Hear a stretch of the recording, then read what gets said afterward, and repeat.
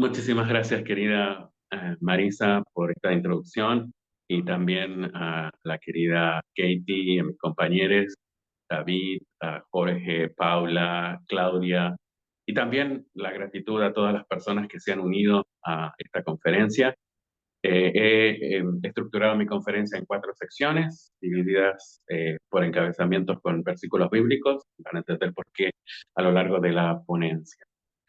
Lámpara es a mis pies tu palabra y lumbrera a mi camino.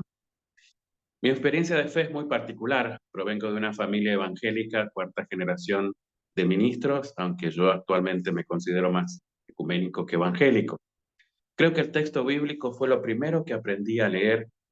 Por 50 años ha sido mi compañía, mi refugio y mi consuelo en medio de muchísimas situaciones que he enfrentado. Ha sido la lumbrera en mi camino.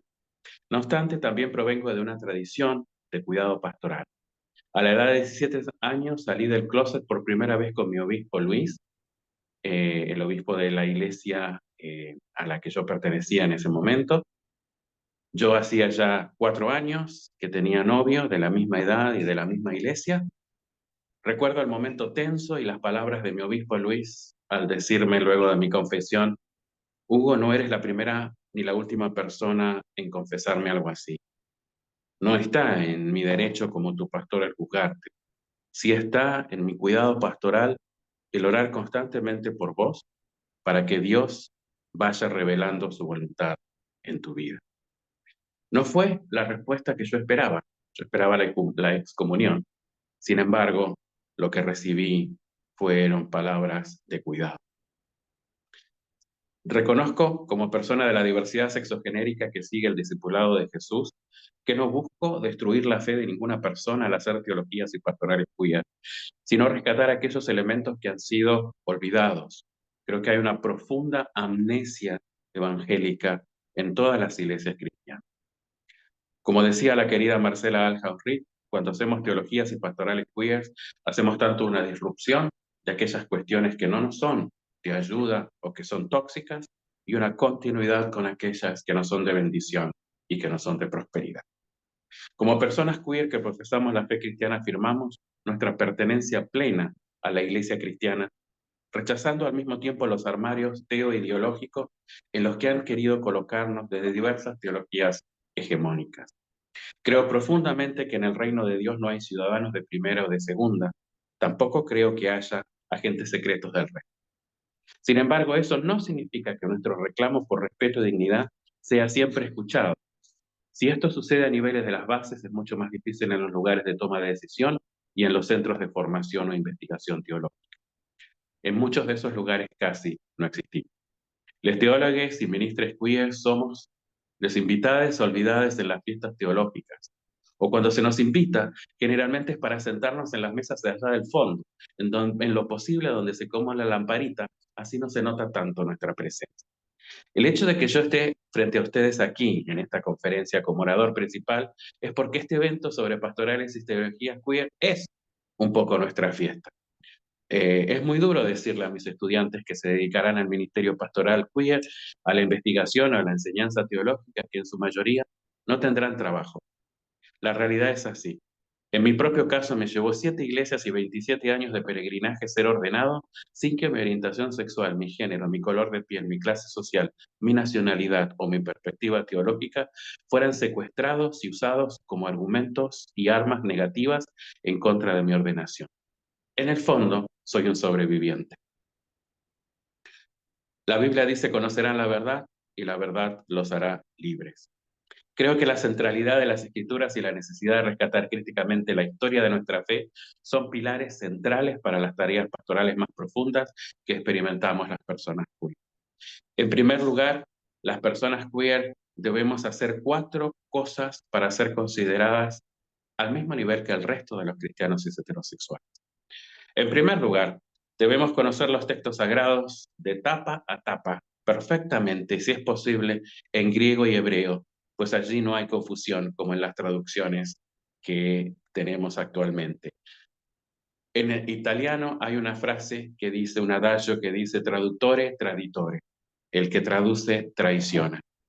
Y esto es así porque nuestras traducciones bíblicas al castellano, al portugués, al inglés, al japonés y muchos otros idiomas, adolece de los prejuicios de quienes traducen. Por ejemplo, la palabra homosexual entró en la Biblia en inglés en 1946. En castellano entró en la Biblia en 1960 y en portugués entró en la Biblia en 1980. El prejuicio de los traductores incluyó una palabra totalmente foránea al Sitz-Eleven, al contexto de los textos sagrados y a los textos en hebreo y en griego que no pertenecen allí, seteando, estableciendo y reificando un prejuicio que ha sido tomado como palabra divina por las personas que leen la Biblia en esos idiomas. Comprender los textos bíblicos, los contextos actuales y los contextos personales es parte de un mismo proceso. No podemos hacer lo uno sin lo otro. Nuestra interpretación de la Biblia tiene un impacto profundo desde el texto que leemos. Nuestro enfoque en la hermenéutica es inherentemente queer porque tradicionalmente el ejercicio interpretativo de los textos sagrados ha sido a menudo cooptado por el patriarcalismo para legitimar posiciones dentro de las escrituras que no existían en los textos originales. Desarrollar una hermenéutica queer implica múltiples deconstrucciones en las que la sexualidad desempeña sistemáticamente un papel fundamental a la hora de entender las transacciones teológicas, políticas e ideológicas, o como yo las denomino, teoideologías. La hermenéutica queer implica un enfoque más allá de la sexualidad para incluir las historias de vida de quienes su sexualidad ha sido históricamente objeto de escrutinio. Interpretar estas historias de vida desde una perspectiva liberacionista dota a las personas creyentes queer de valiosas herramientas para navegar sus propias experiencias cotidianas a la luz de las Sagradas Escrituras. Por tanto, no se trata de un ejercicio de rastreo de gays o lesbianas en los textos sagrados. Al contrario, estas narraciones son significativas no solo como lugares donde se evidencia la comunicación de Dios con la humanidad, sino también como fuentes que arrojan luz e inspiran y ofrecen esperanza a las personas creyentes queer cuyo género y sexualidad son aspectos integrales de su identidad. Asimismo, hemos escuchado bastante de esos textos sacados fuera de su contexto, y por más que autoras y autores escriban y diserten sobre la incompatibilidad con una relectura homofóbica de esos textos, los sectores conservadores cristianos seguirán afirmando esas relecturas erradas. Tenemos que reconocer que un diálogo solamente se produce cuando ambos interlocutores tienen el deseo de escucharse, si no es simplemente un monólogo, y si hablan al mismo tiempo una cacofonía. En muchas discusiones sobre interpretaciones bíblicas jamás ha habido diálogo, solo monólogo. Es muy triste que los textos sagrados que contienen experiencias de la humanidad con lo divino sean motivo de desunión que los seres criados por esa divinidad deben afrontar. La centralidad de las escrituras en la vida de las personas de fe queer no es simplemente un instrumento de legitimación de lo que queramos que el texto diga. Al contrario, es una búsqueda sincera de escudriñar las escrituras, porque como dijo Jesús, en ella encontraremos la vida eterna.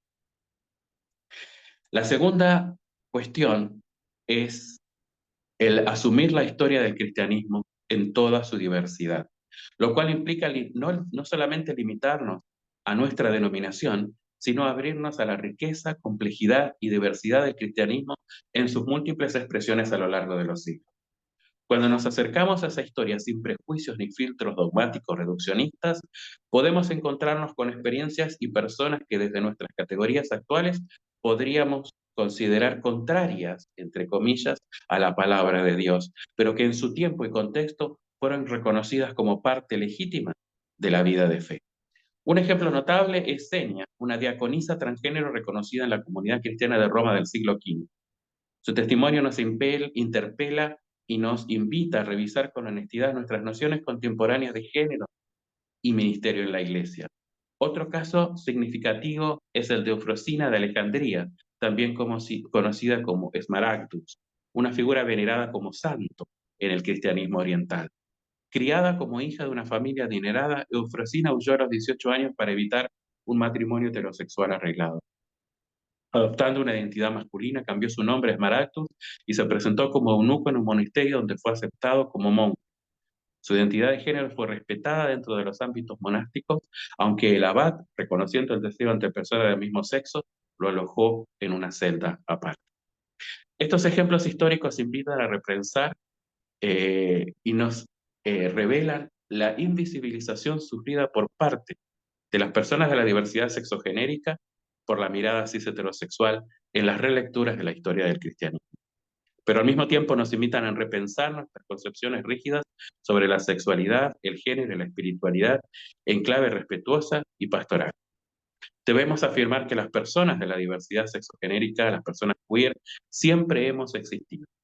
No hemos aparecido hace un par de años, como por arte de magia en la historia, sino que somos parte de esta especie humana, Homo sapiens sapiens, que tiene 300.000 años de antigüedad. Y en esos 300.000 años de antigüedad, las personas han amado y vivido de diversas maneras, incluso en el mismo sexo. El tercer aspecto que debemos practicar las personas de la diversidad sexogenérica que practicamos la fe cristiana es examinar la historia de nuestros dogmas, lo cual nos muestra que aquello que hoy consideramos incuestionable es en realidad el resultado de un proceso histórico, social, político, económico, cultural, ideológico y sexogenérico. Esto implica que las doctrinas y prácticas religiosas pueden y deben ser cambiadas y adaptadas a nuestra realidad expresa. Por ejemplo, el matrimonio tiene un carácter sacramental en la vida de las personas de fe en muchas tradiciones cristianas. Sin embargo, su configuración actual comenzó a desarrollarse recién a partir del siglo XIV. Cuando Jesús, San Pablo, Agustín o Tomás de Aquino hablaban de matrimonio, no se estaban refiriendo al casamiento religioso por iglesia tal como lo entendemos hoy. Para ellos, el matrimonio era un acuerdo social entre dos familias, una práctica extendida en Eurasia hacia hasta el inicio de la modernidad. Este concepto de matrimonio estaba profundamente arraigado en estructuras sociales y económicas de la época. Por otro lado, es relevante destacar que entre los siglos V y XIV existieron ceremonias religiosas que unían a personas del mismo sexo, particularmente en contextos cristianos de Oriente. Estas prácticas fueron suprimidas por el cristianismo occidental liderado por Roma a partir del siglo XIV, cuando se legitimó exclusivamente el casamiento por iglesia entre un varón y una mujer. Desde esta perspectiva, podría argumentarse que las personas del mismo sexo tienen una base histórica en el cristianismo para reclamar el derecho a casarse, ya que fueron quienes, en muchos casos, inventamos la ceremonia religiosa tal como se practicó por siglos. El concepto de familia también ha cambiado significativamente a lo largo de la historia del cristianismo. Lo que hoy reconocemos como mandato sagrado de la familia nuclear monógama cis heterosexual es en realidad producto del modernismo y del capitalismo.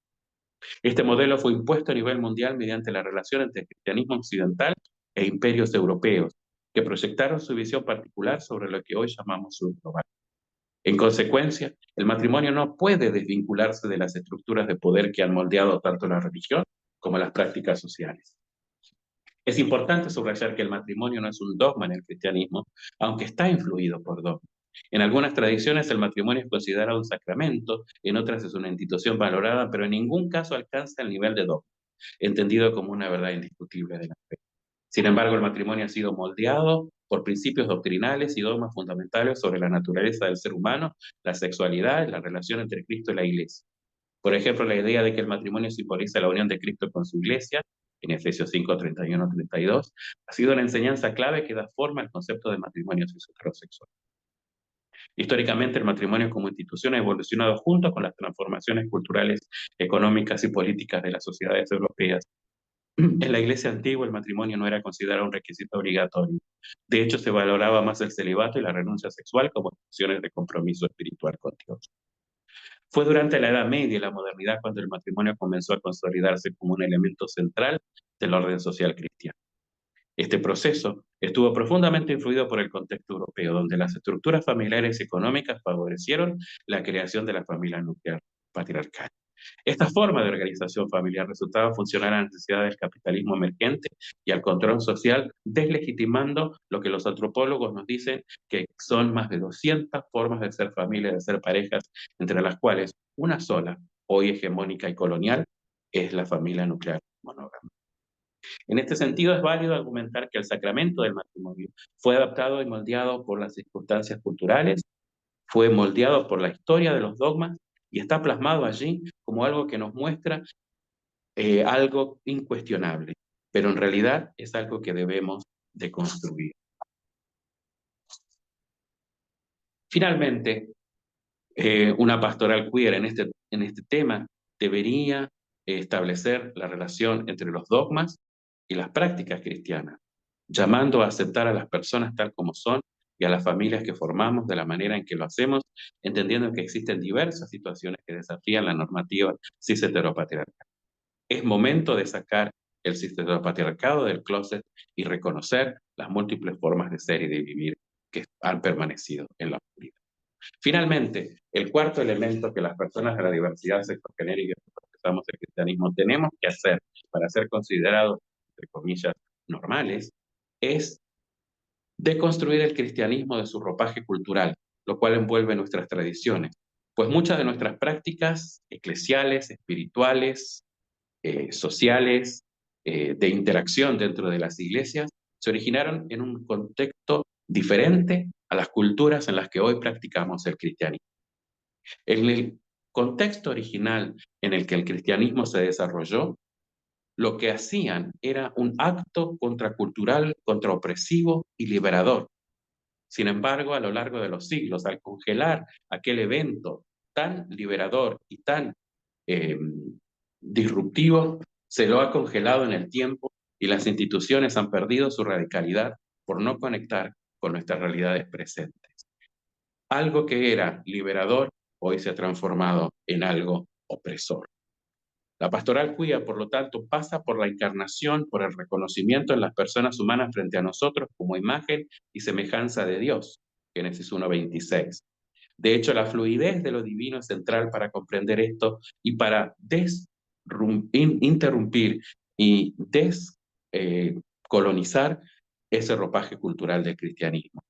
Al haber congelado a Dios también en una imagen estática, por ejemplo, al Dios Padre, hemos bastardeado la radicalidad del tetragrama sagrado que si bien se puede traducir como yo soy quien soy, según nuestro querido profesor Severino Croato, también puede ser yo soy quien estoy siendo o yo soy quien será.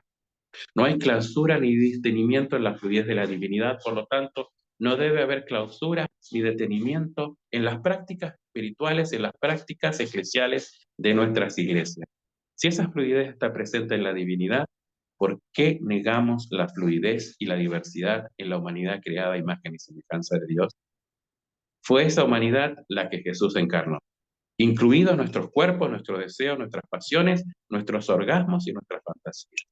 Si así no fuera, no podremos hablar de la salvación de la carne, que es lo que reza el credo apostólico.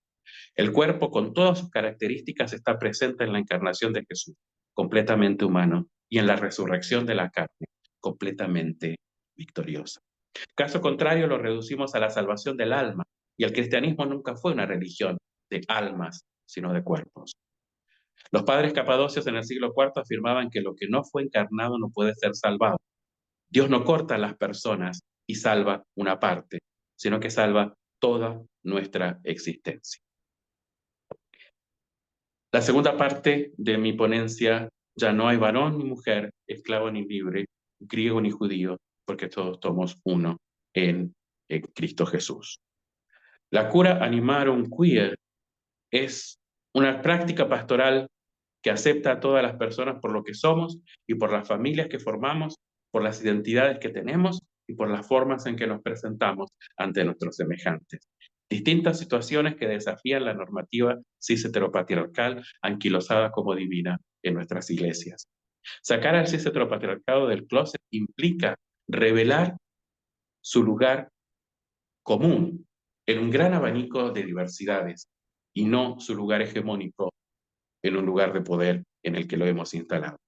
Lamentablemente, la historia de la diversidad sexogenérica en el cristianismo por los últimos 900 años está teñida con la sangre de las personas que han sido asesinadas, excluidas por su orientación sexual, a ser acusadas de pecadoras, aquellas que se han suicidado porque sus iglesias les han dicho que no tenían salvación y que Dios no les amaba, las que han sido torturadas por las terapias de reconversión, con sus secuelas físicas, psicológicas y emocionales, debido a que intentaban complacer a una comunidad de fe que no podía aceptarlas tal cual son, o incluso aquellas que han quedado al costado del camino de la fe porque han dejado de creer en Dios, ya que las denominaciones, comunidades y pastores, pastoras, ministros y ministras les han dicho que Dios ya les ha condenado definitivamente al infierno.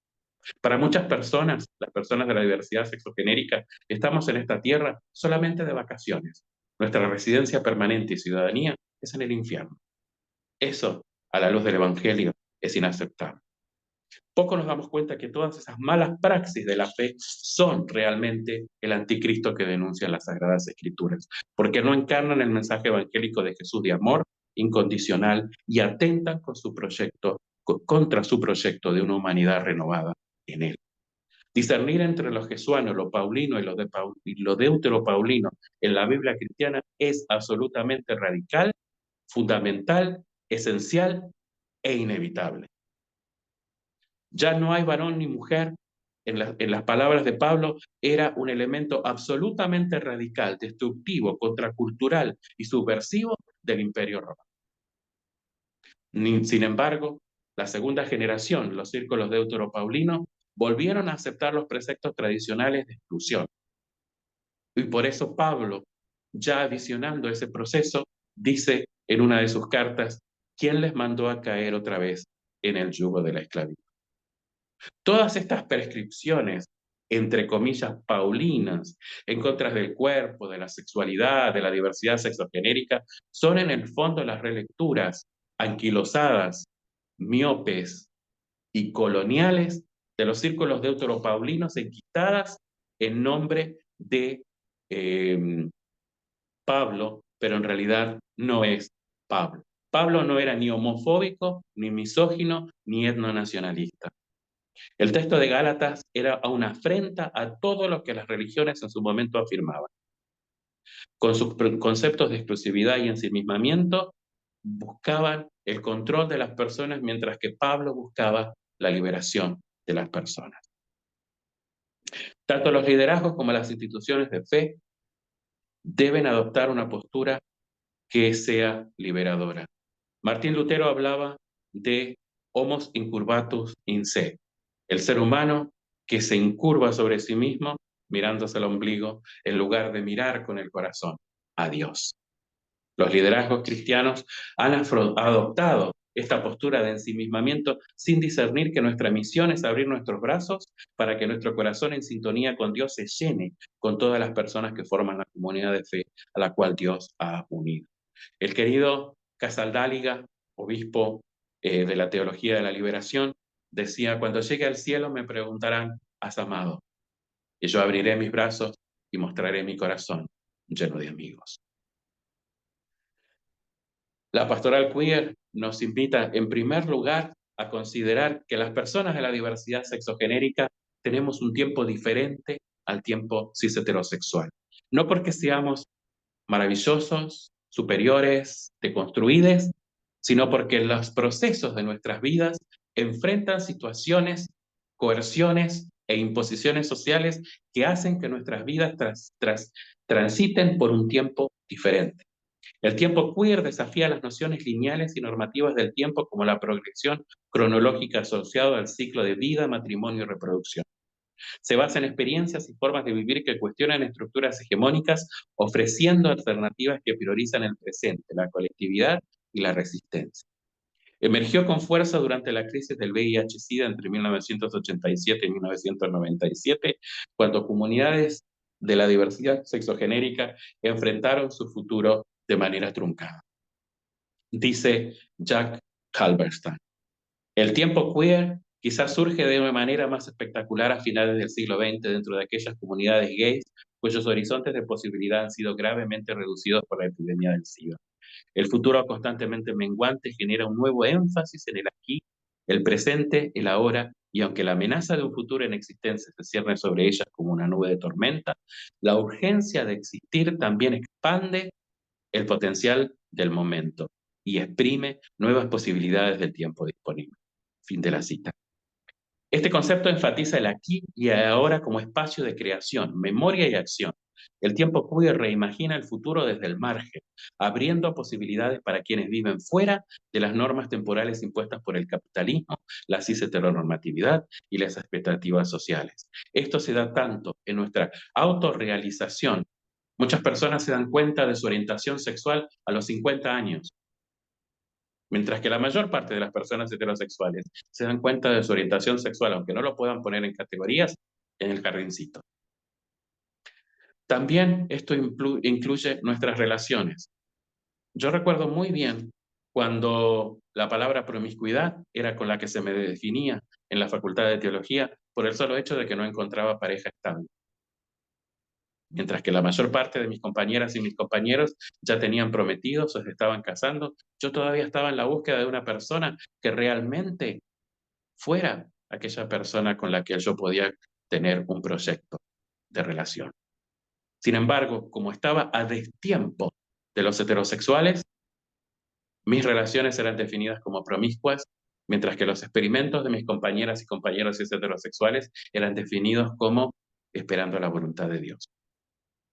Estos conceptos de tiempo queer tienen profundas consecuencias en las pastorales, en el cristianismo y las teologías queer, ya que invitan a replantear las estructuras temporales tradicionales en la vida de fe.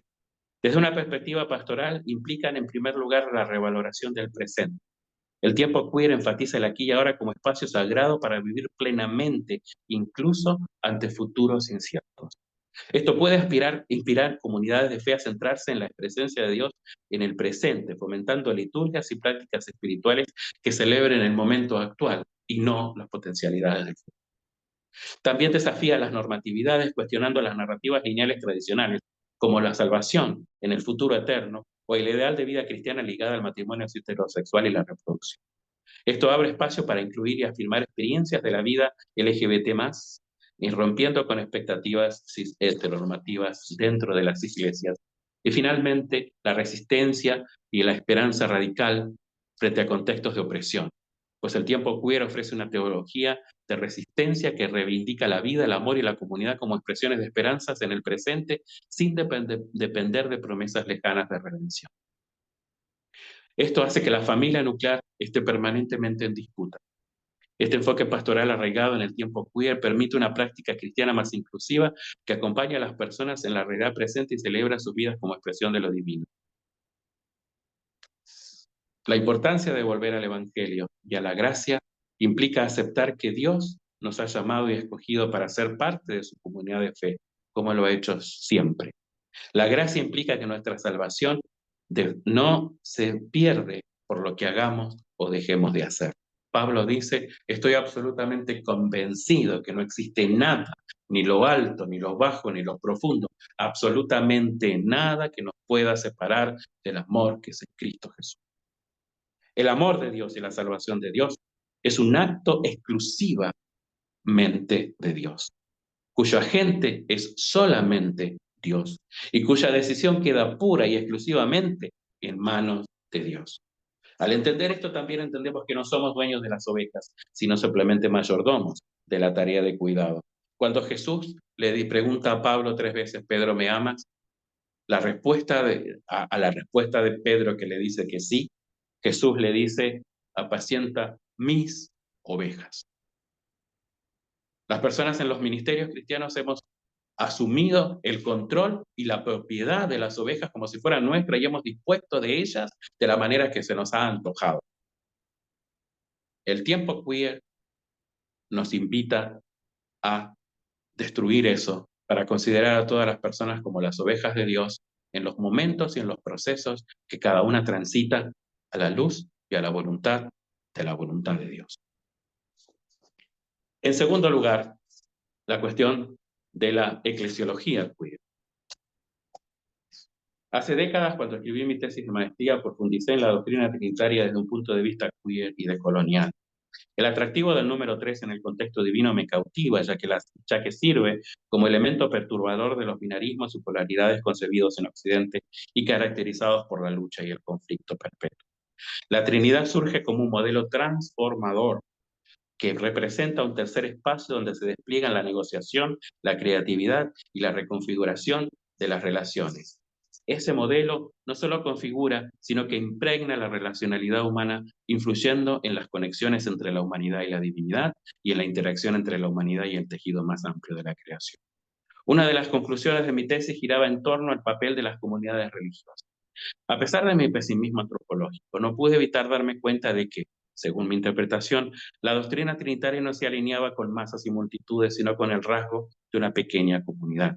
Soy consciente de que esta perspectiva conducía a veces a una especie de quietización en la que una inclinación a escapar de este mundo en pos del reino de los cielos o en los cielos nos hacía enfrascarnos en un gueto. Sin embargo, esto no es mi interpretación. Por el contrario, veo un cierto organicismo en juego, semejante a la constitución del universo, donde los elementos simples construyéndose en alineamientos entre sí, contribuyen a crear entidades más complejas. En mi tesis hablé de la importancia de las pequeñas comunidades queer como grupos de amistad que sirven como forma de resistencia e interrupción a las grandes metanarrativas e ideologías. Eso es lo que espero de las teologías y pastorales queers en el sur global. Construidas sobre relaciones pericoréticas igualitarias, deben fomentar el diálogo y el entendimiento entre personas diversas para construir una comunidad, alejándose de la mentalidad de gueto que a veces puede impregnar a las comunidades de la diversidad sexogenérica. Reconociendo el género y la sexualidad como algo performativo y fluido y entendiendo que la humanidad es un reflejo de la Trinidad, la amistad divina con la creación refleja esta misma performatividad y fluidez. Esta perspectiva desmantela las imágenes excluyentes de Dios como si heteronormativo y de la humanidad como individualista, desafiando igualmente las nociones limitadas de etnicidad que privilegian a un grupo a expensas de otras. Pequeñas comunidades de resistencia y de amistad no es ningún secreto. Es algo que existe en muchísimos otros trabajos, como por ejemplo en los trabajos de Thomas Hobbes. Es notable y sistemático que la respuesta predominante siempre tienda a ser un ministerio y una eclesiología individualista y egoísta, disfrazada de un bien común, pero que siempre hay una voz cantante y que toma las decisiones a expensas del resto de la multitud. Eso no es amistad, eso es una relación unilateral de poder. Soy un individuo profundamente religioso y para mí lo divino, tal como se articula en los testimonios de Jesús en los evangelios, no es una ilusión ni una escapatoria trascendental. De hecho, de esto considero que fomentar la conexión con la divinidad en el plano de amistad es el medio potencial para contrarrestar la tendencia inherente de nuestra especie, persistente a lo largo de las épocas, de poner personas y grupos privilegiados en el poder a expensas de personas que tienen que cumplir los mandatos y los dictámenes de ese grupo sesgado de poder. Descubrir la conexión entre la sexualidad y la teología a través de las teologías queer tiene un impacto definitivo en la comunidad de fe. Reconociendo la íntima conexión entre sexualidad y etnicidad, las eclesiologías queer deberían tratar de promover comunidades de amistad que sean inclusivas, democráticas y pluralistas. Los teólogos que llevan a cabo esta tarea y a veces proféticamente y a veces martirológicamente desempeñan un papel fundamental en la defensa de esta visión teológica transformadora, alineándose con grupos de resistencia y disrupción dentro de las iglesias, pero también en la sociedad con el activismo, formando un puente con las aportaciones de la teoría queer y las teologías queer en otras partes del mundo. En primer lugar, influyen en nuestra eclesiología, dando forma a nuestra concepción de nosotros mismos como comunidad cristiana. En la Iglesia Peregrina, el nombre de la denominación que presido, nuestras comunidades fomentan activamente el entendimiento, adoptamos intencionalmente un papel integrador en lugar de divisivo, una lección derivada del ostracismo social y eclesial experimentado por muchos de nuestros feligreses debido a la diversidad sexogenérica. Como comunidades religiosas diversas, buscamos reforzar las acciones colectivas y los esfuerzos de colaboración, mostrando la viabilidad de los espacios habitados por creyentes conscientes de sí mismos que se resisten a los significados impuestos desde afuera que pretenden negar su dignidad y su vida particular. En tercer lugar, la liturgia influye profundamente en nuestra vida, tanto en nuestra vida de fe como en nuestra vida particular. Nuestros ritos y rituales deben ser conectados con la forma en que navegamos nuestra existencia cotidiana. Y en esto debemos tener conciencia de que debe haber una participación activa de todas las personas. Aquí no hablamos de inclusión, que es una palabra del poder, sino del respeto, que es una palabra de la horizontalidad. Cuando hablamos de inclusión, incluso en los mejores momentos, con las mejores intenciones, y Santa Teresa decía que el camino hacia el infierno está empedrado de buenas intenciones, en el fondo lo que estamos haciendo es un tokenismo eclesial sacramental. El tokenismo que hace Perdón, referencia, sí, 5 minutos más. sí, el tokenismo hace referencia a una cuestión de presencia simbólica. Cuando las personas están allí, porque es para todas las personas, pero esas personas no participan en la toma de decisión, en el manejo de los recursos económicos y otros recursos administrativos y en las decisiones de poder, estamos ante la presencia de una ilusión de inclusión, cuando en el fondo no estamos respetando la pertenencia de todas las personas. Y esto es necesario en las iglesias tradicionales, porque nuestras iglesias tradicionales a la hora de incluir necesitan elegir a las personas del comité, que van a elegir a las personas del comité, que van a decidir quiénes van a ser los integrantes del comité, que van a evaluar cómo vamos a incluir a las personas. Y la vida de las personas no tiene 300 años, es muy corta. Por ello, la vida litúrgica, nuestros ritos y rituales deben conectar con la forma en que navegamos por nuestra existencia cotidiana. En otras palabras, el ritmo de la semana debe resonar en momentos de reunión y de celebración litúrgica. ¿Cómo ofrecemos el pan y el vino en el contexto del desempleo por causa de orientación sexual? ¿Cómo nos acercamos a la mesa en presencia de un adolescente que ha sido expulsado de su casa por ser gay? ¿Cómo celebramos la vida cuando cada día mueren trágicamente personas transexuales? Estas preguntas no son meros ejercicios teóricos, sino la fuerza motriz de nuestro compromiso de canalizar el amor divino en cada aspecto de nuestras vidas, reconociendo que Dios camina con nosotros en cada paso de nuestro vida. Por ejemplo, celebramos el sacrimonio del matrimonio para pareja del mismo sexo, considerándolo no una mera bendición, que es una celebración de segunda, sino una parte integral de nuestra vida de liturgia que abarca nuestro compromiso con los derechos y la justicia en igualdad para todas las personas. En cuarto lugar, el cuidado pastoral integral. Las teologías y pastorales queer infunden en nuestra atención pastoral una perspectiva integradora, haciendo especial hincapié en la curación y la restauración. Es crucial recuperar la idea de que el nombre Jesús, Yoshua, es a la vez la traducción como salvación, curación, restauración y liberación. La atención pastoral no solo es compleja, sino que aborda todas estas dimensiones. El cuidado pastoral queer implica activamente estar presente y compartir el amor de Jesús con las demás personas, especialmente en momentos de necesidad, dolor y enfermedad. Estar presente para y con las demás personas significa servir como conducto para la presencia compasiva y amorosa de Dios en medio de sus vidas, cargando con la importante responsabilidad de a apoyar a las personas y a sus seres queridos en todos los momentos, independientemente de su orientación sexual.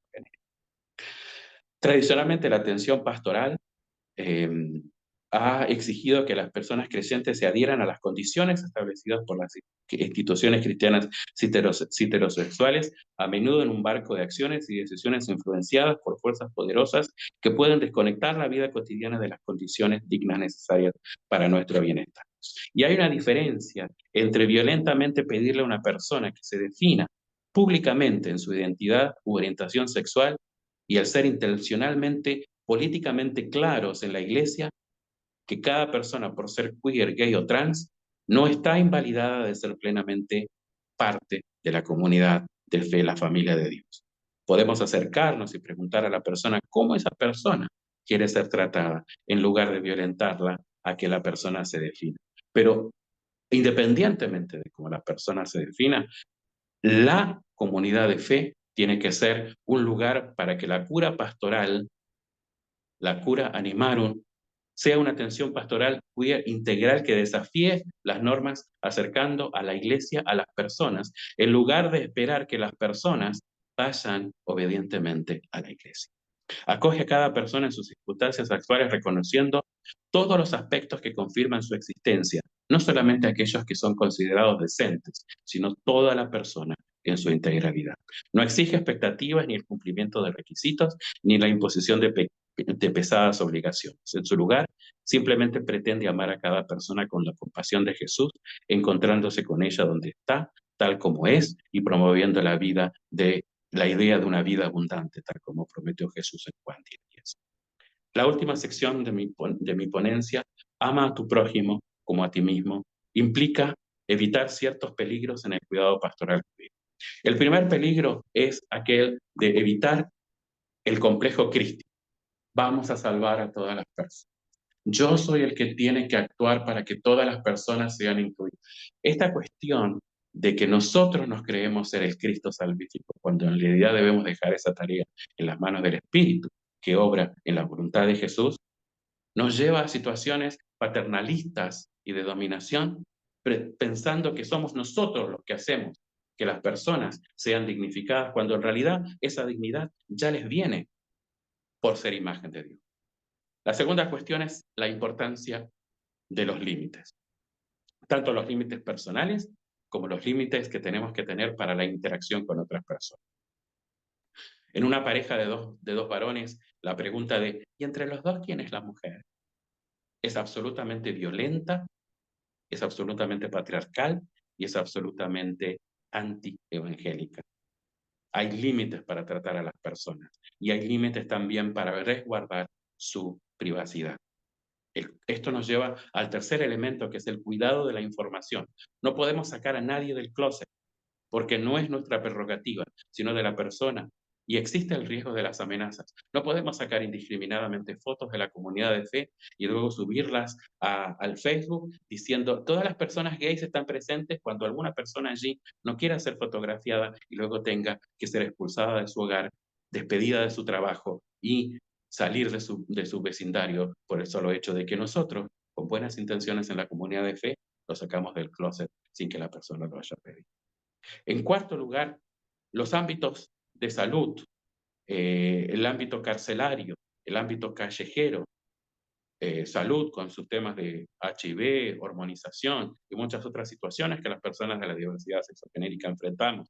El ámbito carcelario, en donde hay un resultado muchas veces de la penalización de la identidad de género o la orientación sexual. En muchos países, ser gay es sinónimo de ir a la cárcel, y el ámbito callejero, el ostracismo al que nos imponen familias, vecindarios y sociedades a vivir en las calles o exiliarnos en otro lugar, son también ámbitos en que la pastoral queer de nuestras iglesias tiene que centrarse.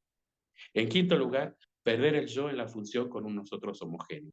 Ama a tu prójimo como a ti mismo no puede nunca ser alcanzado si se abandona la agencia, la dignidad y la autoestima en un supuesto servicio de entrega. Debemos ser conscientes de que hay un límite en nuestro accionar y ese límite debe comenzar con pastorearnos a nosotros mismos de la misma manera que nosotros queremos pastorear a las personas. Y el último elemento de esta última sección es el darwinismo social sin crítica. Ay, las nuevas generaciones son diferentes porque no tienen los mismos prejuicios que tenemos nosotros. Es una mentira de un darwinismo social naif y de TikTok. Tanto en la escuela dominical como en el catecismo, a través de la ESI o el trabajo con los jóvenes, debemos desmantelar en cada generación los mandatos cis heteropatriarcales ya arraigados en las concepciones de nuestras sociedades. Desde nuestras canciones de cunas, nuestros dibujitos animados en la televisión o nuestras expectativas familiares, vamos absorbiendo la ideología cis heteropatriarcal en cada generación. Por arte de magia, las nuevas generaciones jamás van a ser desconstruidas, decolonizadas de esa ideología. Debemos hacerlo nosotros intencionalmente de lo pastoral. Y comienza allí, en la escuela dominical, en el catecismo, a través de la ESI y el trabajo con los jóvenes. Conclusión.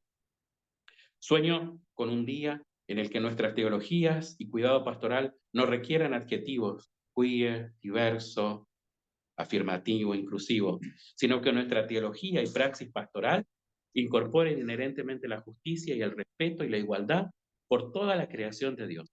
Sin embargo, esta visión no la imagino a gran escala, por el contrario, la imagino manifestándose en comunidades humildes, presenciales y a distancia, entre grupos de teólogos, dentro de agrupaciones de investigación y en medio de lugares de activismo, donde contra todo pronóstico los esfuerzos persisten en catalizar una nueva realidad, la nueva creación.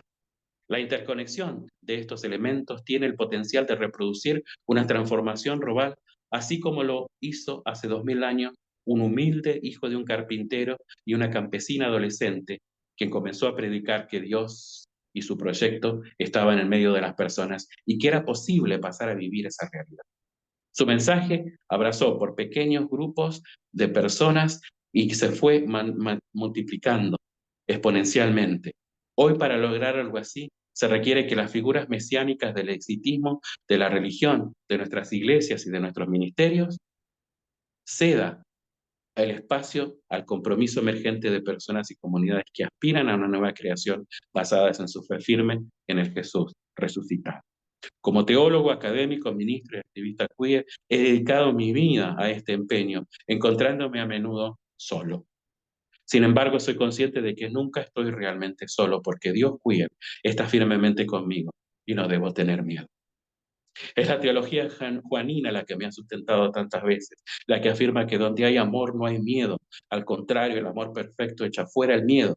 El que tiene miedo espera el castigo y así no ha llegado a amar perfectamente. Ya no hay castigo en el Dios queer para nadie que se acerque a Jesús, quien no echa a nadie fuera, según Juan 6:37, sino que abre sus brazos para recibir a todas las personas por igual. Seguramente en cada tarea pastoral que ustedes aquí escuchándome llevan a cabo en la vida cotidiana, Dios queer también está presente de la misma manera, mostrando a cada minuto que su amor incondicional por cada uno de nosotros está siempre presente y es real, y se expresa contra toda condena, pues sabemos que las muchas aguas no podrán apagar su amor, ni lo harán los ríos. Gracias.